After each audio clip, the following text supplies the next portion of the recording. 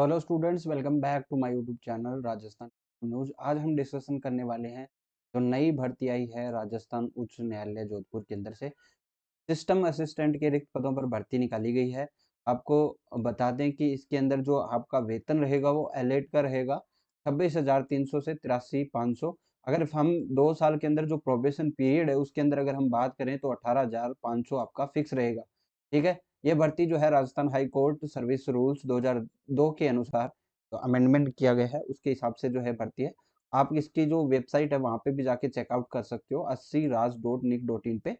अगर हम बात करें भर्तियों के बारे में तो 230 टोटल वैकेंसीज है, जिसमें से यूआर के आपके 50 पद हैं। वहीं पे यूआर की जो फीमेल्स हैं उनके लिए 18 पद हैं। ठीक है। विडो के लिए आपको दिख रहे हैं, डाइवर्सिटी के लिए आपको दिख रहे हैं, एक्स सर्विसमैन के लिए भी काफ़ी ज़्यादा संख्या में पद दिख रहे हैं आपको 10। ठीक है।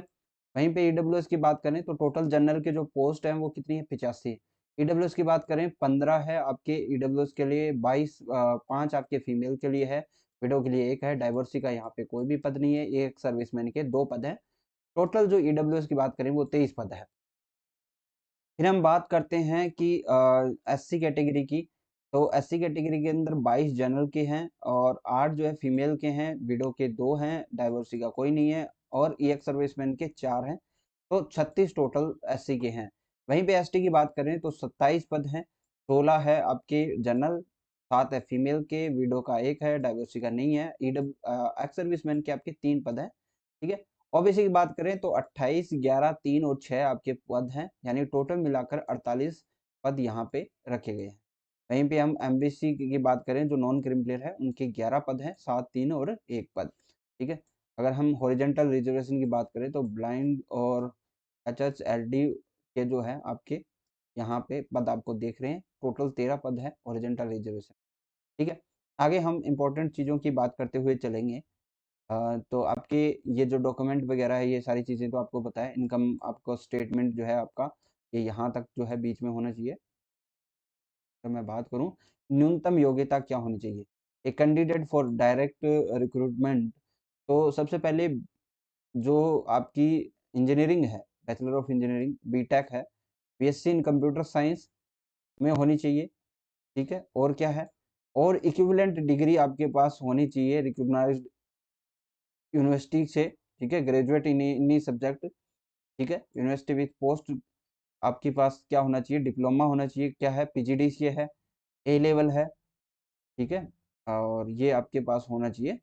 बाकी तो पॉलिटेक्निकल डिप्लोमा अगर आपके पास है 3 साल का कंप्यूटर एप्लीकेशन के अंदर या फिर कंप्यूटर साइंस के अंदर है कुछ, कहने का मतलब है कंप्यूटर से संबंधित आपकी जो योग्यताएं हैं वो अगर आपके पास है तो आप इस फॉर्म को फिल कर सकते हो।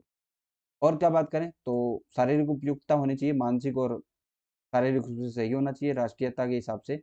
एज की बात करें तो 18 से 40 जो है इसके बीच आपकी एज होनी चाहिए।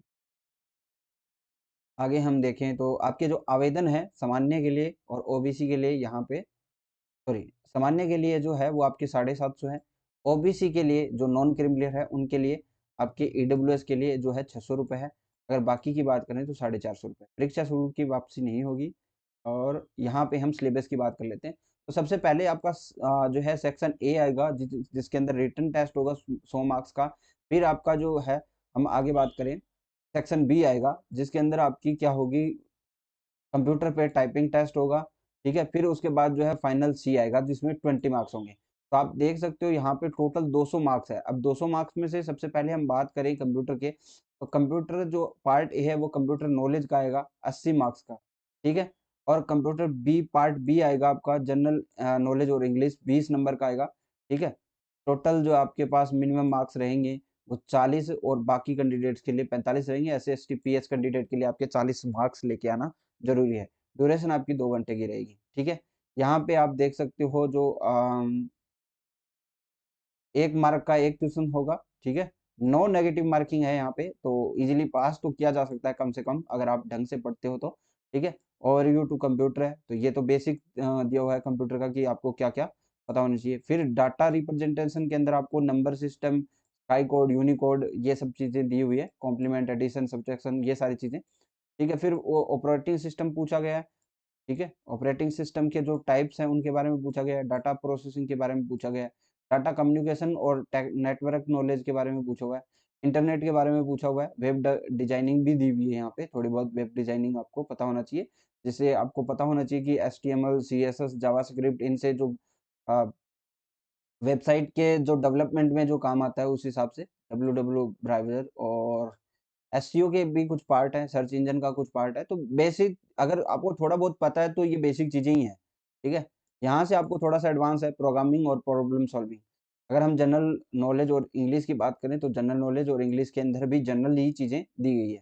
सेक्शन बी की अगर बात करें तो यहाँ पे जो है आपको 5 मिनट हिंदी के अंदर टाइपिंग करनी होगी और 5 मिनट आपको इंग्लिश के अंदर टाइपिंग करनी होगी, ठीक है। जिसमें आपको मैक्सिमम मार्क्स जो है 25-25 मार्क्स के होंगे, लेकिन इसमें भी आपके जो पीएच कैंडिडेट है उनके लिए 20 है और अदर कैंडिडेट के लिए 22.5 अंक लाना जरूरी है।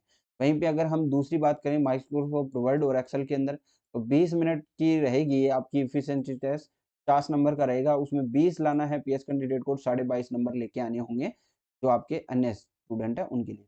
अगर हम बात करें हिंदी फॉन्ट की तो यहाँ पे आपकी कुर्ती देव 010 होगी, ठीक है, सॉरी हिंदी के लिए, और कैलबरी जो होगी इंग्लिश के लिए होगी 8000 की डिप्रेशन आपको लाना होगा 1 घंटा के अंदर, ठीक है। यानी आपकी 5 मिनट टाइपिंग होनी है। तो इस हिसाब से अगर हम बात करें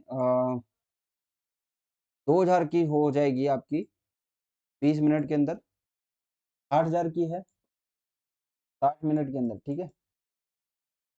तो ये आपको लगभग आपकी ये जो स्पीड रहेगी आपकी 26-27 के आसपास जो है स्पीड रहने वाली है, ठीक है, उतनी आपकी स्पीड होनी चाहिए पर मिनट के हिसाब। अगर एफिशिएंट टेस्ट की बात करें, एफिशिएंसी जो टेस्ट होगा उसमें प्रोसेसिंग सॉफ्टवेयर के रूप में आपके फॉर्मूला फॉर्मेटिंग टेस्ट होगा, पैराग्राफ पेज टेबल से आपसे टेस्ट करवाया जा सकता है, ठीक है। ठीक है, ये आपका फॉर्मूला रहेगा जो आपका नेट स्पीड निकालने के लिए, ठीक है, नीचे दिया गया है। और बाद में आपका जो होगा वो होगा इंटरव्यू, जिसके अंदर आपके 20 ही मार्क्स हैं, तो 180, 100 का पेपर होगा, 80 की जो है वो टाइपिंग हो जाएगी और 20 मार्क्स का जो रहेगा वो आपका इंटरव्यू रहेगा, ठीक है। तो ये आपकी प्रोसेस रहेगी। आवेदन करने की बात करें तो आपकी जो है 4 तारीख से ये शुरू होगा और आपका दूसरे महीने की 3 तारीख तक इसमें आप आवेदन कर सकते हो, ठीक है। अन्य कोई चीज़ें जो आपके लिए इम्पोर्टेंट है मैं उसकी बात बता देता हूँ, ठीक है। तो बाकी कुछ भी नहीं है इसमें, आपका सिंपली है आपके लिए जो है जिन भी स्टूडेंट ने ग्रेजुएशन प्लस पीजीडीसीए किया हुआ है वो स्टूडेंट इसकी तैयारी कर सकता है। और बेसिकली इसमें जो स्टूडेंट सूचना सहायक की तैयारी कर रहे हैं, आईए की जो तैयारी कर रहे हैं वो स्टूडेंट भी इसमें फिल कर सकते हैं। अच्छी अपॉर्चुनिटी है, बस इसमें आपको टाइपिंग थोड़ी सी देखनी पड़ेगी, ठीक है। 26-27 की आपकी स्पीड चाहिएगी उसमें, ठीक है, ये आपको ध्यान रखना। बाकी कोई आपके लिए कोई दिक्कत की बात नहीं है मेरे हिसाब से, ठीक है। बाकी अपडेट्स के लिए आप हमारे चैनल को सब्सक्राइब कर सकते हो। अन्य कोई इन्फॉर्मेशन होगी तो मैं आपको ज़रूर दूँ। Thank you.